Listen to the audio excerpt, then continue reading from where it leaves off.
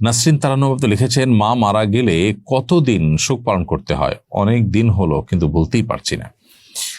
ভুলতে না পারা দোষের না, এবং ভুলতে না পারলে কোনো গুনাহ হবে না, তবে আস্তে আস্তে স্বাভাবিক হওয়ার চেষ্টা করতে হবে। আর মা মারা গেলে তার জন্য, সন্তানের জন্য আনুষ্ঠানিক বা সিস্টেমিক্যাল বিধিসম্মত বিশেষ কোনো শোক পালনের বিষয় নয়। তবে এটা ঠিক নবী সাল্লাল্লাহু আলাইহি ওয়াসাল্লাম হাদিসে বর্ণিত হয়েছে যে 3 দিনের বেশি কোনো প্রকার শোক পালন করা যাবে না।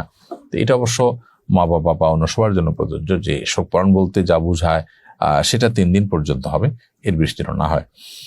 আর বাহির থেকে যারা আগত, তারা মৃত ব্যক্তির আত্মীয় স্বজনকে সান্ত্বনা দিতে চাইছেন, তারা অবশ্যই তাদের যে জায়গা, সেই জায়গা থেকে আত্মীয় স্বজনের খোঁজ খবর রাখবেন এবং 3 দিন পর্যন্ত তাদের মেহমানদারি করবেন, পারলে আরো বেশি সময় তাদেরকে মেহমানদারি করবেন।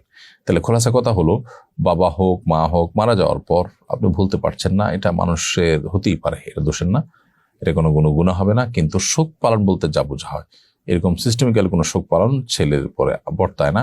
স্বামী মারা গেলে স্ত্রীর জন্য 4 মাস 10 দিন শোক পালন করতে হয়, সেটি বিবাহ না করে স্বামীর সংসারে বা স্বামীর ঘরে নিজেকে 4 মাস 10 দিন অবস্থান করিয়ে মূলত শোক পালন করতে হয়।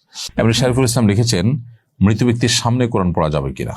মৃত ব্যক্তির সামনে কোরআন পড়তে কোনো অসুবিধা নেই, বিধি নেই, নিষেধ নেই। তবে মৃত ব্যক্তিকে শুইয়ে তার লাশের সামনে ভাড়াটিয়া কোরআন তেলাওয়াতকারীদেরকে এনে কোরআন পাঠ করানো হয়।